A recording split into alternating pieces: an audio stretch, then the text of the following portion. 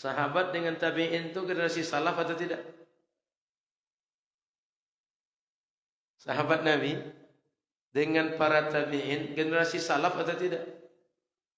Kalau kita mengikut generasi salaf, tengok cara mereka berselawat.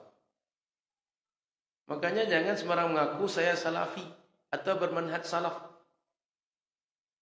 Kenapa? Yang mana satu di antara sekian sahabat yang kita ikut? Yang mana satu yang salaf, mana yang tak salaf?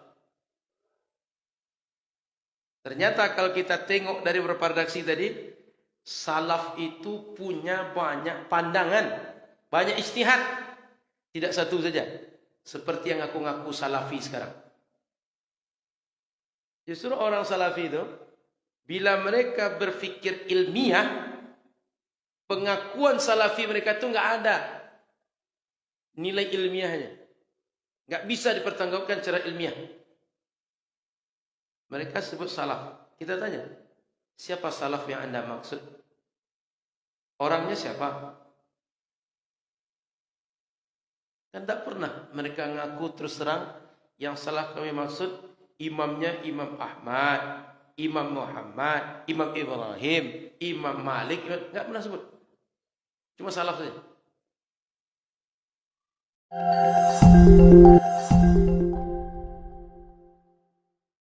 Dalam kehidupan sehari-hari kita sering mendengar banyak redaksi salawat yang dia bukan salawat Ibrahimiyah tadi. Sehingga sebagian orang bertanya, bagaimana sih cara salawat pada Nabi yang benar?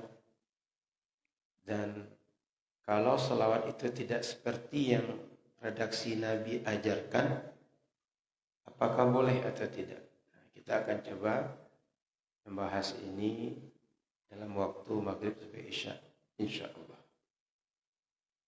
Bapak Ibu muliakan Allah Subhanahu wa taala, dalam Al-Qur'an Allah katakan innallaha wa malaikatahu yusalluna 'alan nabi ya ayyuhalladzina amanu sallu 'alaihi wasallimu taslima.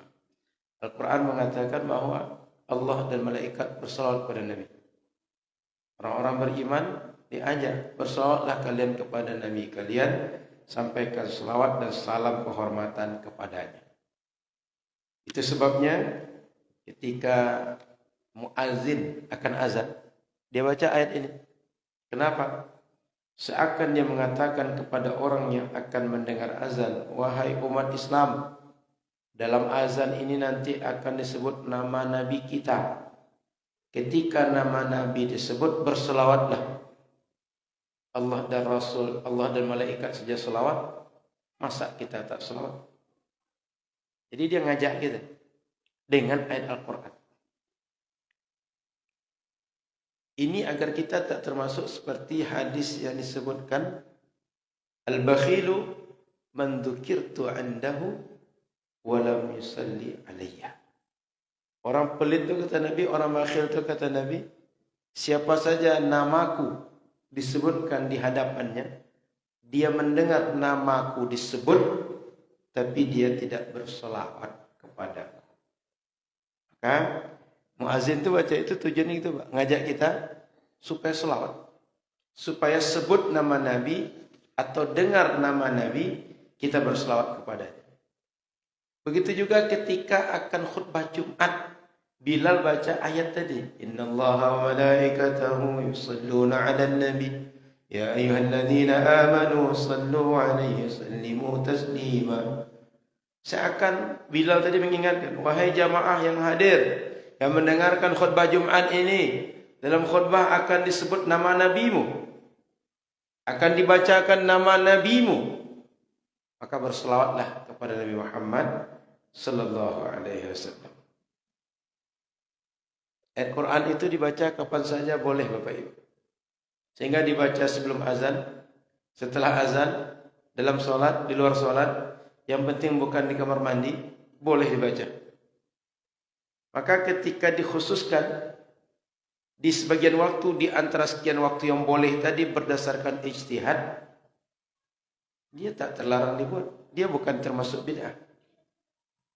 Saya ulang, jika kita khususkan pada waktu tertentu di antara waktu-waktu yang boleh untuk dibaca, ini tidak termasuk bid'ah.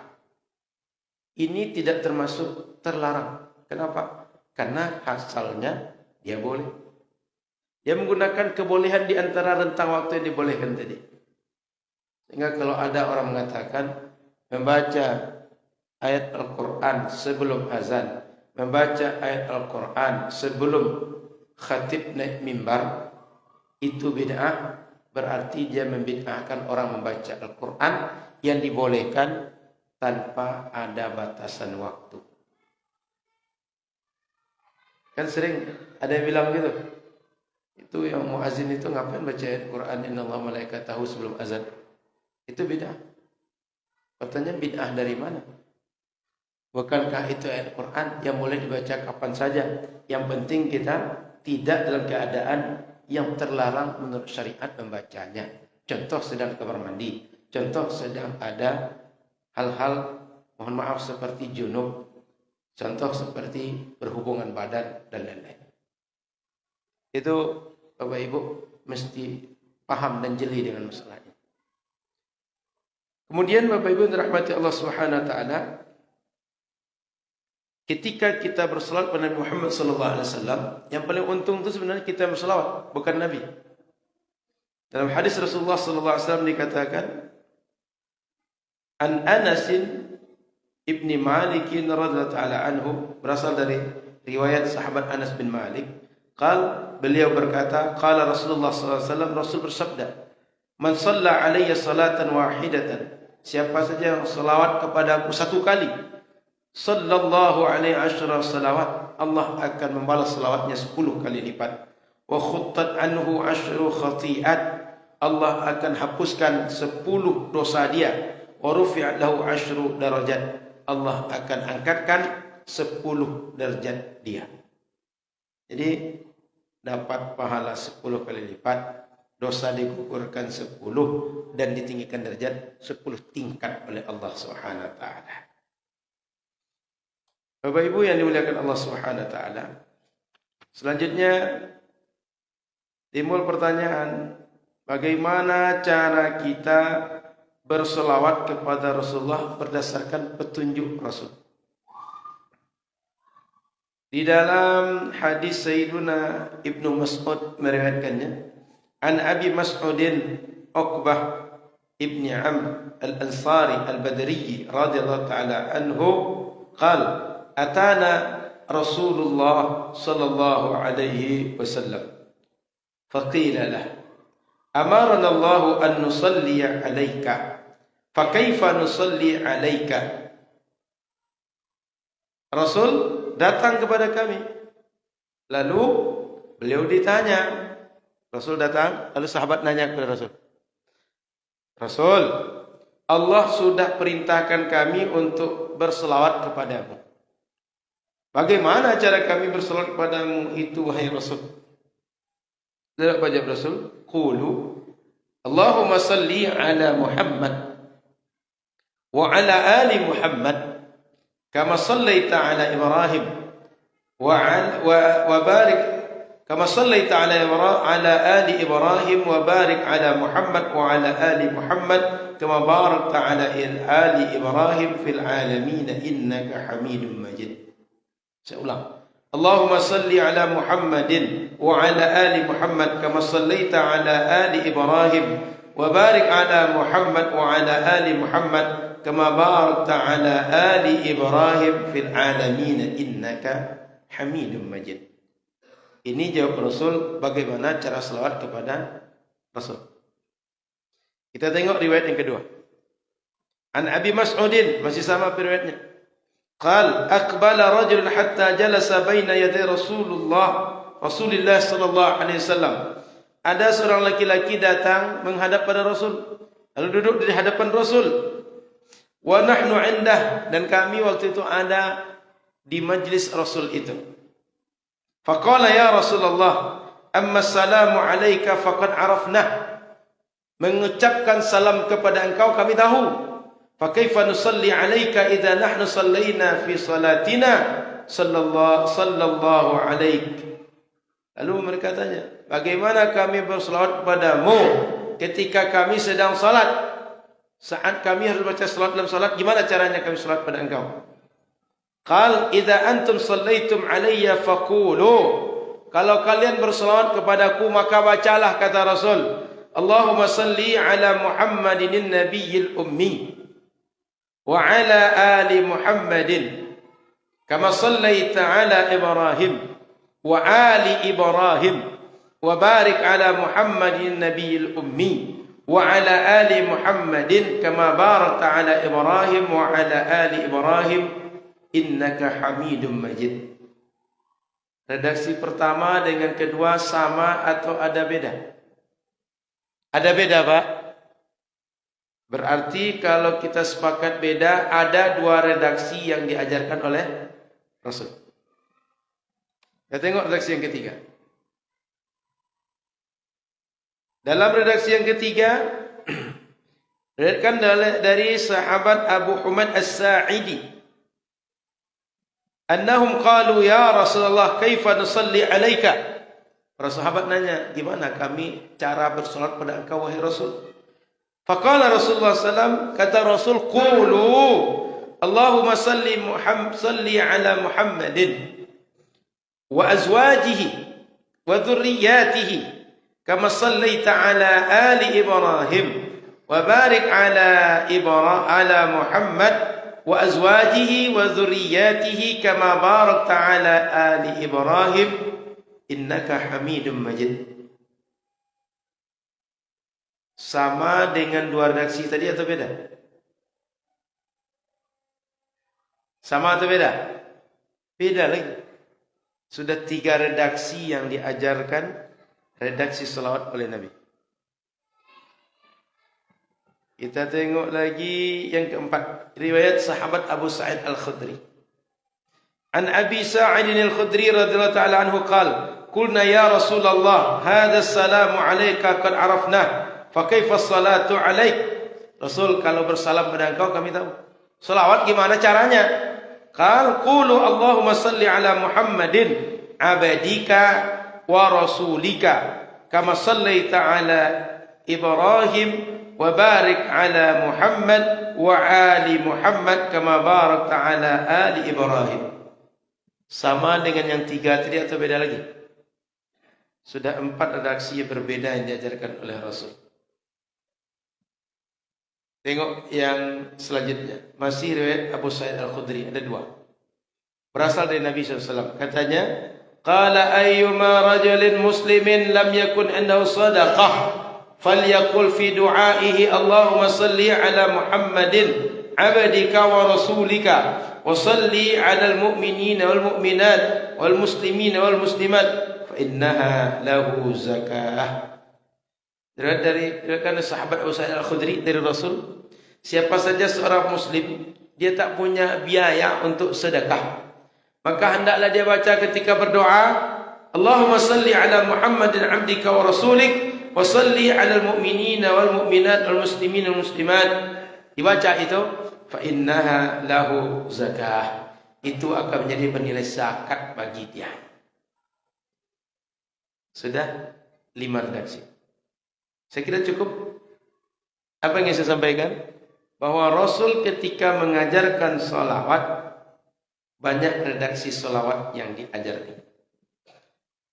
Maka berdasarkan riwayat-riwayat tadi, ini bermakna kalau ada orang bersalawat dengan 1 di antara 5 redaksi tadi, dia telah melaksanakan redaksi salawat sesuai dengan sunnah Rasul. Atau diamalkan semuanya, boleh. Diamalkan 2 di antara 5, silakan. Diamalkan lebih banyak dari itu, silakan. Maka versi riwayatnya banyak. Yang mana satu yang sahih? Allahu a'lam. Yang mana yang satu Rasul ingin? Allahu a'lam. Yang mana yang tak boleh di antara sekian banyak itu? Allahu a'lam. Kenapa? Riwayatnya ada.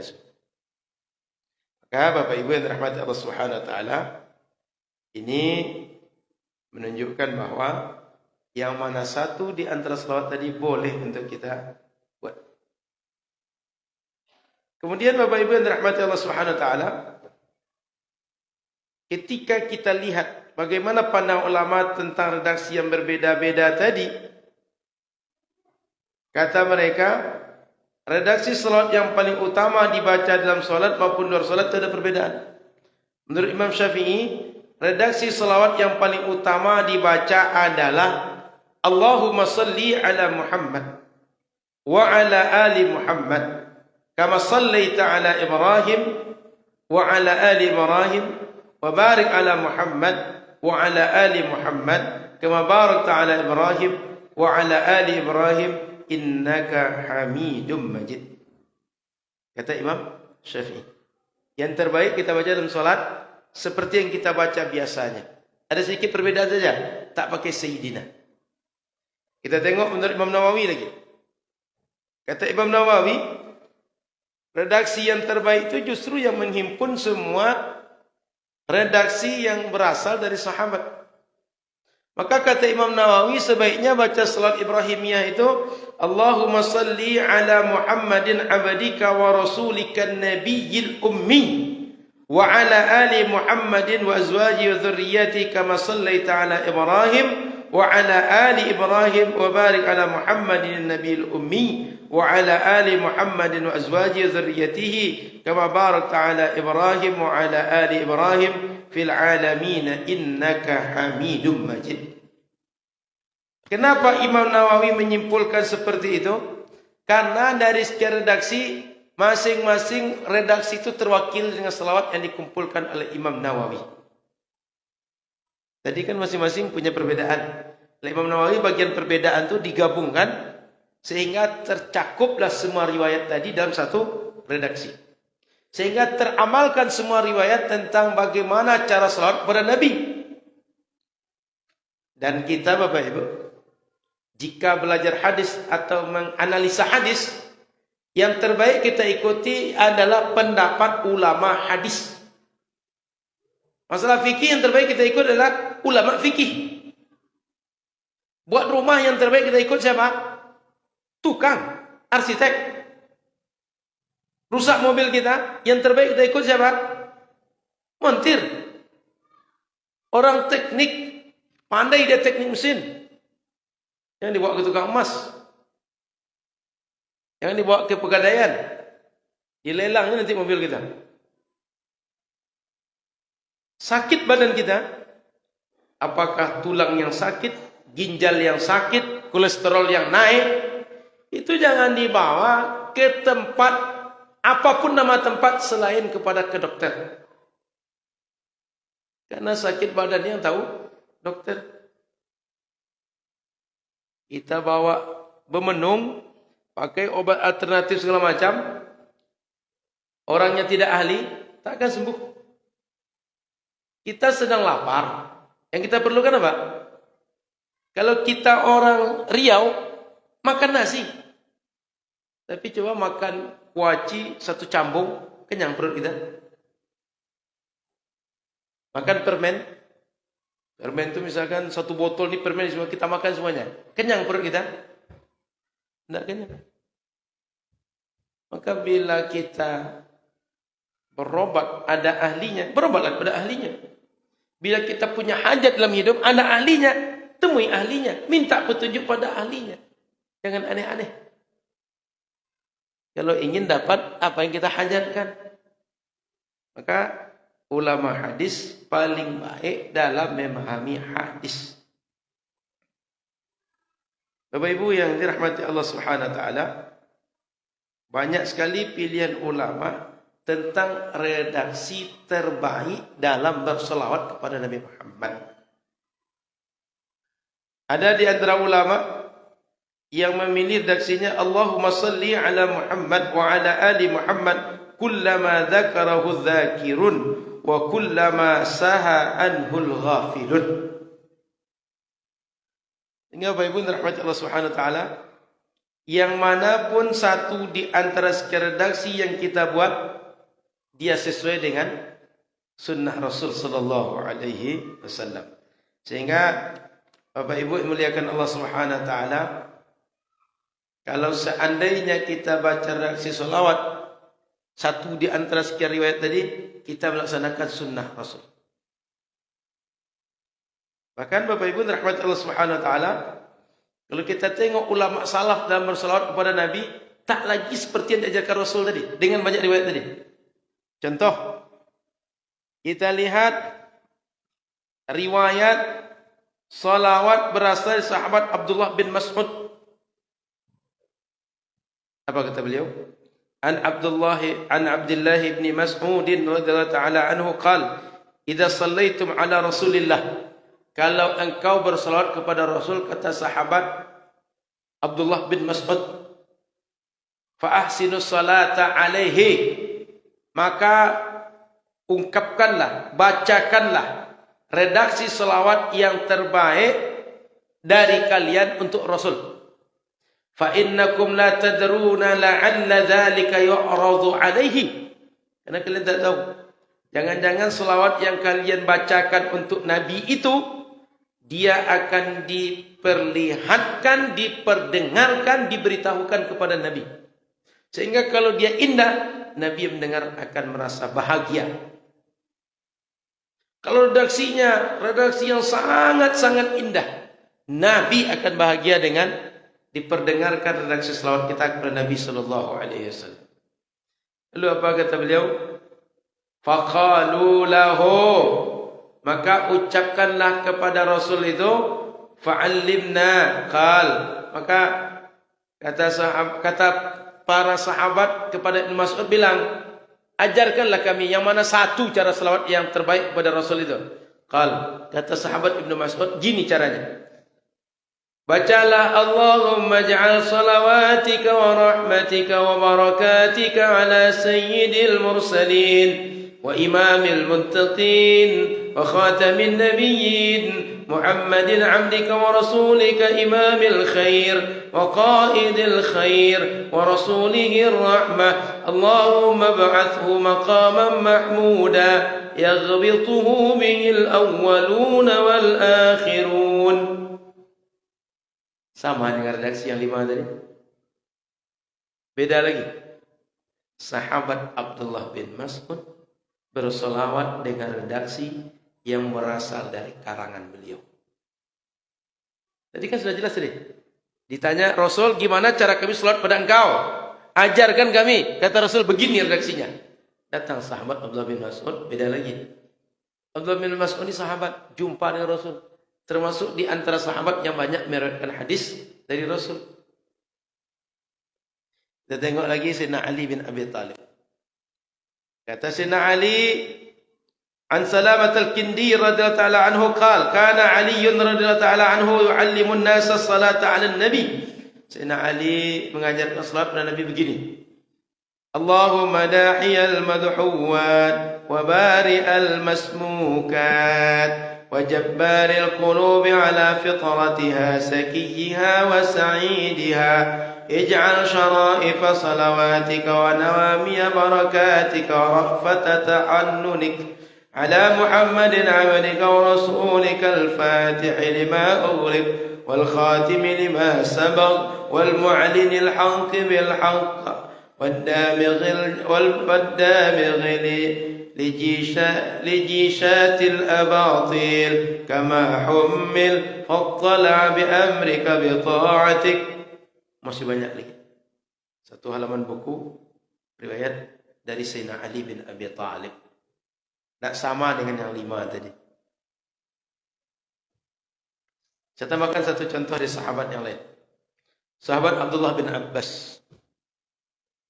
Kata sahabat Abdullah bin Abbas, an Ibn Abbas radhiyallahu ta'ala anhu, annahu kana idza shalla 'ala an-nabi. Beliau ketika salat kepada Nabi, qal, dia baca, Allahumma taqabbal syafa'ata Muhammadinil kubra warfa' darajatahu al-'ulya wa'tihi su'lahu fil akhirati wal ula kama ataita Ibrahim wa Musa. Beda lagi dengan yang 2 tadi. Beda lagi dengan yang 5 tadi. Kira Bapak Ibu, sahabatnya buat-buat.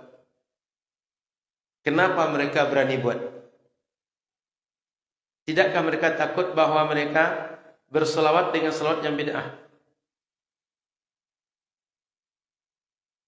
Ada yang tahu? Mereka berselawat dengan cara seperti 3 yang kita baca tadi, karena berselawat dengan yang boleh. Lalu mereka khususkan redaksinya dengan istihad mereka. Maknanya Nabi mau selawat yang mana satu redaksi yang kita buat, yang kita baca, yang kita suguhkan, Rasul senang dengan selawat kita, suka dengan selawat kita, Allah terima selawat kita. Sehingga sahabat termasuk yang meriwayatkan, kata Rasul cara selawat itu, Allahumma salli ala Muhammad wa ala ali Muhammad. Beliau sendiri ketika selawat bukan yang itu yang dibacanya, tapi selawat redaksi yang berasal dari inisiatif dia. Kan kalau kita tengok seperti selawat yang ada di TV, nasyid-nasyid yang muncul di radio, itu kan banyak selawat. Kadang-kadang di masjid kita hidupkan redaksi selawat. Apakah selawat namanya selawat al-munjiyat, selawat an-nariyah, selawat al-fatih, selawat tibbil qulub, dan berbagai selawat yang lain. Kita sudah tengok Rasul mengajarkan banyak redaksi. Sahabat yang meriwayatkan redaksi yang banyak tadi, mereka berselawat dengan susunan selawat berasal dari mereka. Tambahkan satu, selawat daripada imam besar generasi tabi'in Hasan al-Basri. Allahumma salli ala Muhammadin wa ala alihi wa ashabihi wa auladihi wa azwajihi wa dhurriyyatihi wa ahli baitihi wa asharihi wa ansarihi wa asya'ihi wa muhibbihi وأمته وعلينا معهم أجمعين يا أرحم الراحمين. Beda lagi redaksi selawat tabi'in Hasan al-Basri. Sahabat dengan tabi'in itu generasi salaf atau tidak? Sahabat Nabi dengan para tabi'in generasi salaf atau tidak? Kalau kita mengikut generasi salaf, tengok cara mereka berselawat. Makanya jangan sembarang mengaku saya salafi atau bermanhaj salaf. Kenapa? Yang mana satu di antara sekian sahabat yang kita ikut? Yang mana satu yang salaf, mana yang tak salaf? Ternyata kalau kita tengok dari beberapa redaksi tadi, salaf itu punya banyak pandangan, banyak ijtihad. Tidak satu saja, seperti yang ngaku-ngaku salafi sekarang. Justru orang salafi itu, bila mereka berfikir ilmiah, pengakuan salafi mereka itu enggak ada nilai ilmiahnya. Enggak bisa dipertanggungjawabkan secara ilmiah. Mereka sebut salaf. Kita tanya, siapa salaf yang Anda maksud? Orangnya siapa? Kan tak pernah mereka ngaku terus terang yang salah kami maksud imamnya Imam Ahmad, Imam Muhammad, Imam Ibrahim, Imam Malik, enggak pernah sebut. Cuma salaf saja. Kalau rupanya ngikut Imam Ahmad bin Hanbal, kenapa tak menyebut diri Hambali? Kok justru nyebut ke orang kami ini beramal berdasarkan Al-Quran dan Sunnah? Jika beramal dengan Quran dan Sunnah berdasarkan mengikut Imam Ahmad bin Hanbal, berarti orang ini telah menyembunyikan Imam Ahmad sebagai sumber ilmu mereka. Seakan-akan ilmu mereka langsung pada Quran dan Sunnah, Imam Ahmad dibuang. Padahal ngambil Imam Ahmad. Tidak jujur secara ilmiah. Mudallis dalam ilmu hadis gitu. Kenapa mesti ditutupi Imam Ahmad? Kenapa dibuang jasa Imam Ahmad? Apa yang dibuat malu dengan mengakui Imam Ahmad sebagai imam. Secara tahun lahir dan tahun meninggal, Imam Ahmad meninggal 241 Hijriah. Masih salaf. Kenapa tak sebut saja Imam Ahmad? Dan kalau kita tengok kenyataan, tengok kitab-kitab yang mereka pelajari. Kitab Syekh Muhammad bin Abdul Wahab, kitab Ibn Taymiyah, kitab Ibn Al-Qayyim, Saleh bin Fauzan masih hidup orangnya, Ibn Utsaimin belum lama ini meninggal, Bin Bas belum lama meninggal, Al-Albani belum lama meninggal. Orang-orang yang masih kemarin meninggal dan masih hidup, itu yang mereka rujuk tapi ngaku salaf. Salaf dari mana? Apa mereka ini orang usia panjang, hidup sejak zaman Rasul, zaman tabi'in sampai sekarang masih hidup?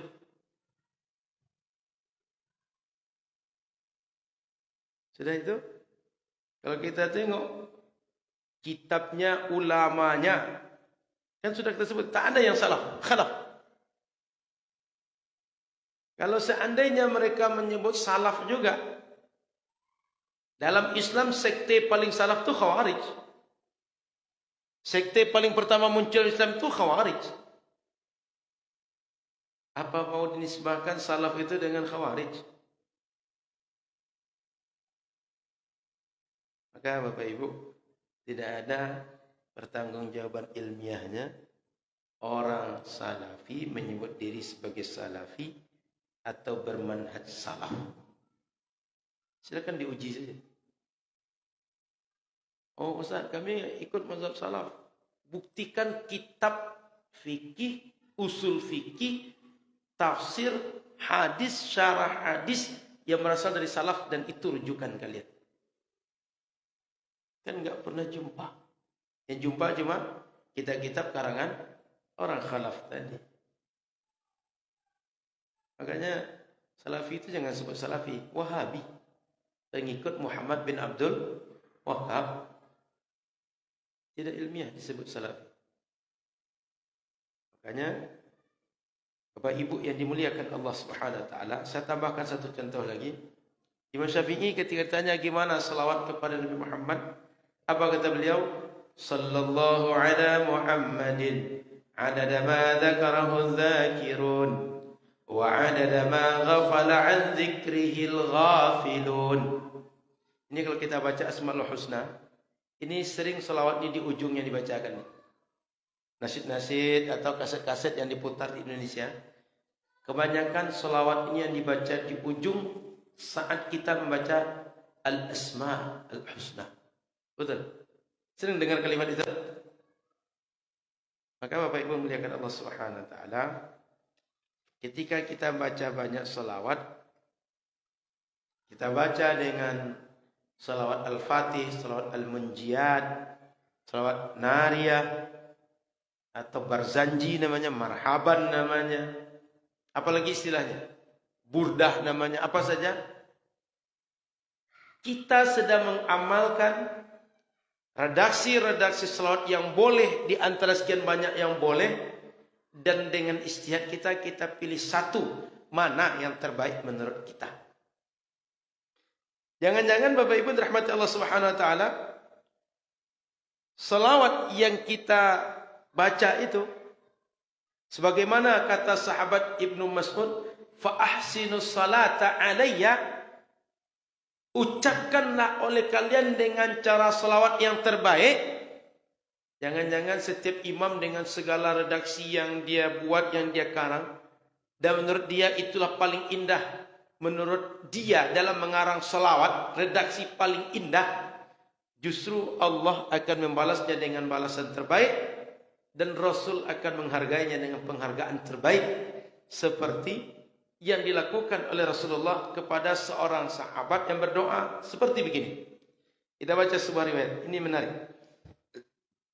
An Anas radhiyallahu taala anhu, diriwayatkan oleh sahabat Anas radhiyallahu taala anhu, anna Rasulullah sallallahu alaihi wasallam marra bi a'rabi. Suatu hari Rasul lewat di hadapan seorang Arab Badui, wa huwa yad'u fi salatihi. Waktu itu dia salat membaca doa dalam salatnya. Apa katanya? Ya man la tarahul uyun wa la tukhalituhu zunun wa la yasifuhu wasifun wa la tughayyiruhu hawadith wa la yakhsha dawair ya'lamu mathaqil jibal wa makayil bihar wa adada qatril amtar wa adada waraqil ashjar وعدد ما أظلم عليه الليل وأشرق عليه النهر لا تواري منه سماء سماء ولا أرض أرضا ولا بحر ما في قعره ولا جبل ما في وعره اجعل خير عمري آخره وخير عملي خواتمه وخير أيام يوم ألقاك فيه فلما انصرف دعا النبي صلى الله عليه وسلم. Ketika dia baca dengan doa yang bagus tadi itu, apa kata Nabi sallallahu alaihi wasallam setelah dia selesai doa, dia pergi? Da'ahu Nabi sallallahu alaihi wasallam. Nabi panggil dia.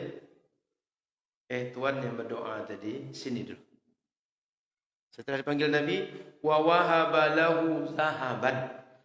Nabi kasih dia sekeping emas. Wa qala lah.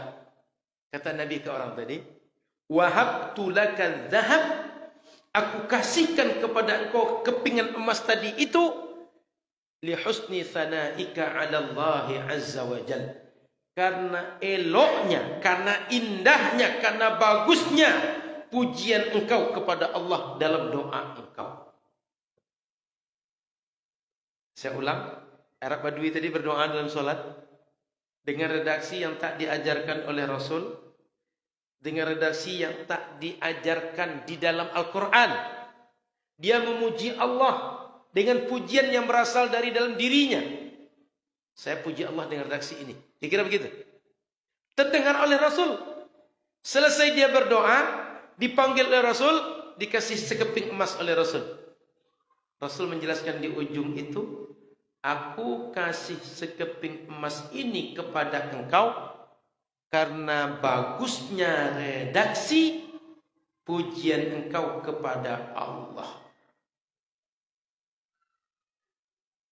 Tengok Bapak Ibu, tak diajarkan caranya oleh Rasul, tak ada redaksinya diajarkan ayat Al-Quran. Sahabat tadi inisiatif berdoa kepada Allah dengan pujian yang dia buat sendiri. Apa yang terjadi? Rasul panggil dia, kasih sekeping emas. Jangan-jangan para imam yang mengajarkan kita dengan selawat nariyah, selawat tibbil qulub, selawat al-fatih, selawat al-munjiyat, selawat ad-dibai, dan berbagai bentuk selawat yang selama ini beredar di masyarakat Ahlus Sunnah wal Jamaah. Mereka itu kalaulah Nabi masih hidup dan dengar selawat mereka, Rasul akan kasih hadiah, Rasul akan puji, Rasul akan berikan apresiasi untuk berbagai redaksi selawat yang mereka baca. Maka Bapak Ibu, tidak perlu takut dengan selawat-selawat yang kita baca sehari-hari. Baik kita dengar dalam pengajian, anak-anak hadrah, di TV, di radio, di YouTube, di berbagai kanal informasi. Ini kan tak seperti yang diajarkan Rasul. Tidak ada masalah. Kenapa? Kita sedang mengamalkan satu di antara sekian redaksi yang dibolehkan oleh Rasul, dan kita pilih satu di antara dibolehkan itu sebagai ijtihad untuk menjadi selawat yang kita rutinkan kepada Rasul. Bapak Ibu yang dirahmati Allah Subhanahu wa taala, tinggal sedikit kita baca Sayyidina dalam selawat tadi. Kan Rasul tak ajarkan dengan redaksi tadi itu. Jelas tadi. Kita tengok dalam Al-Quran. Kata Allah tentang Nabi Yahya, Sayyidahu wa hasura. Nabi Yahya itu seorang sayyid. Kemudian tentang Nabi Yusuf dan seorang perempuan yang waktu itu tertarik dengan Nabi Yusuf di istana itu. Wa alfaya sayyidaha ladal bab. Disebutkan bahwa perempuan tadi dia bertemu dengan sayyidnya di depan pintu. Saat kejar-kejaran, rupanya datang raja, datang pembesar istana, kepergok depan pintu bahasa orang. Sayyidaha dibaca. Artinya raja dia disebut dengan sayyid. Tadi Nabi Yahya disebut dengan sayyid. Saya tengok lagi. Di dalam Al-Quran terkait orang kafir, kata orang kafir, inna ata'na sadatana wa kubara'ana. Orang kafir bilang, sungguhnya kami mentaati, mematuhi sadatana, para sayyid di antara kami.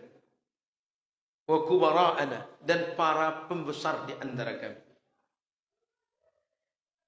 Maka Bapak Ibu yang dirahmati Allah Subhanahu wa taala, banyak redaksi penggunaan sayyid dalam Al-Quran. Jika orang-orang yang dia tidak imamul anbiya wal mursalin seperti Nabi Muhammad disebut dengan sayyid, mestinya Nabi Muhammad yang merupakan imam para nabi dan rasul lebih patut disebut dengan sayyid ketika menyebut namanya. Karena ketika menyebut namanya dengan sayyid, menunjukkan adab orang yang menyebut namanya kepada Nabi Muhammad sallallahu alaihi wasallam.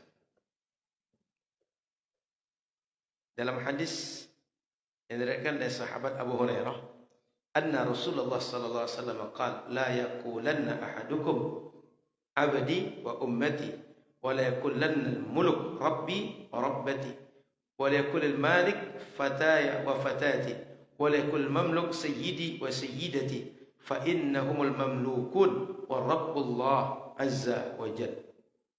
Kata Nabi, jangan kalian bilang kepada siapapun, ini hambaku, ini budak perempuanku, abdi wa ammati. Dan jangan kalian bilang kepada siapapun, orang-orang yang menjadi tuan kalian, rabbi wa rabbati. Tapi katakanlah fataya wa fatati, abdi wal yakul mamluk sayyidi wa sayyidati. Rasul suruh bilang kepada orang yang menjadi pemilikmu, kan budak itu perjualbelikan, sebut dengan sayyid kalian, perempuannya sebut dengan sayyidah kalian. Itu sebabnya di sebagian sayyid itu dibaca dengan sidi, sehingga di kita ada istilah sidi. Sayyidati disingkat dengan Siti. Makanya Sayyidati Khadijah, Siti Khadijah. Sayyidati Aisyah, Siti Aisyah. Itu awalnya Sayyidi, kemudian Sayyidati, kemudian di kita menjadi Sidi, Siti. Itu Rasul yang mengajarkan kita. Bapak Ibu yang dirahmati Allah Subhanahu wa taala, bila kita tengok dalam redaksi Al-Quran, redaksi sunnah Nabi sallallahu alaihi wasallam, banyak sekali redaksi yang mengajarkan untuk kita menyebut sayyid kepada orang yang patut untuk kita hormati. An Aisyah radhiyallahu ta'ala anha qalat, kunna azwajin Nabi sallallahu alaihi wasallam indah, lam yughadir minhunna wahidah, fa aqbalat Fatimah tamshi ما تخطئ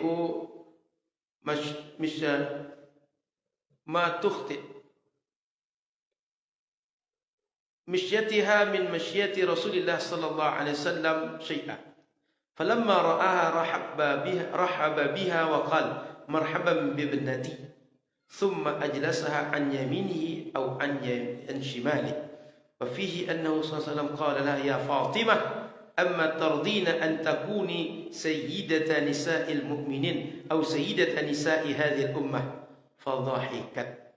Rasul pernah, anak beliau Fatimah datang, lalu dia dudukkan di samping kiri atau kanan yang riwayat Sayyidah Aisyah.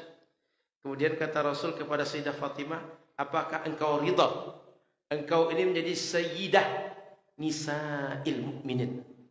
Saya ulang, kata Rasul, apakah engkau ridha menjadi sayyidah nisa'il mu'minin, sayyid bagi semua perempuan beriman, atau sayyidah nisa'i hadhil ummah, sayyid bagi perempuan semua umat ini?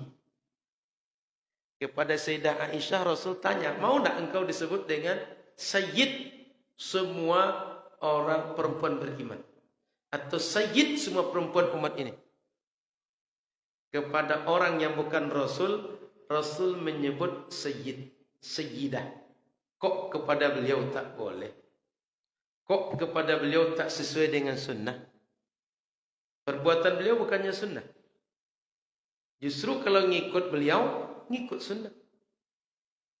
Maka ketika beliau menyebut orang lain dengan sayyid, itu berarti beliau mengajarkan cara menyebut yang baik. Ketika dipraktekkan kepada beliau, berarti kita mengajarkan apa yang beliau ajarkan untuk orang lain. Itu kan secara bahasa kita. Kalau nalar kita berjalan, aku suruh kalian menyebut sya'nu dengan ini itu. Kepada aku, secara tidak langsung mengatakan, kepada aku kalian kalau menyebut seperti itu juga bisa kalian lakukan. Karena kalaulah tak boleh cara yang kita buat itu lakukan, Rasul pasti akan katakan, cara yang aku lakukan kepada orang lain ini tak boleh dibuat. Tapi dengan Rasul membuat, menunjukkan ini boleh dibuat oleh orang lain, kepada orang lain, dan kepada Rasul terutama. Begitu Bapak Ibu yang dirahmati Allah Subhanahu wa taala.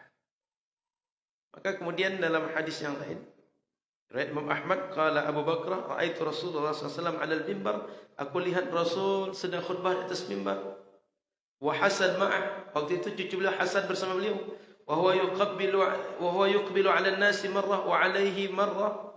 Kadang-kadang Rasul menghadap kepada jamaah, kadang menghadap kepada Hasan yang bersama Rasul tadi. Wa yaqul, kata Rasul kepada Hasan, inna ibni hada sayyid. Cucuku ini adalah sayyid, kata Rasul. Kok bisa kepada cucu Rasul yang bukan Nabi dan Rasul disebut sayyid? Kepada beliau tak bisa disebut dengan sayyid, dan kita dianggap bid'ah dan bertentangan dengan sunnah. Coba pikirkan oleh Bapak Ibu, apa yang dilakukan oleh Rasul, dia adalah sunnah. Kalau kita buat seperti ini buat Rasul, kita sedang membuat yang sejalan dengan sunnah Rasul Sallallahu Alaihi Wasallam. Semoga manfaat. Oleh karena itu Bapak Ibu, setelah kita kaji ini, apapun selawat yang kita baca, tak usah khawatir. Ketika musim maulid, baca Adhiyaul Lami', baca Barzanji, baca Burdah, apa saja redaksi selawat, silahkan dibaca. Kenapa? Rasul tak melarang, sahabat tak melarang, generasi salaf justru melakukan seperti yang kita buat hari ini. Maka kitalah salafi sesungguhnya, yang ngaku-ngaku salaf, yang ngaku-ngaku salafi, mereka sebenarnya bukan salafi dan bukan bermanhaj salaf, tapi bermanhaj talafi. Talafi itu bahasa kita perusak. Merusak ajaran sunnah, merusak ukhuwah umat, merusak keyakinan umat. Mudah-mudahan kita diselamatkan dari ajaran salafi, dari ajaran manhaj salaf, atau yang sebenarnya wahabi itu.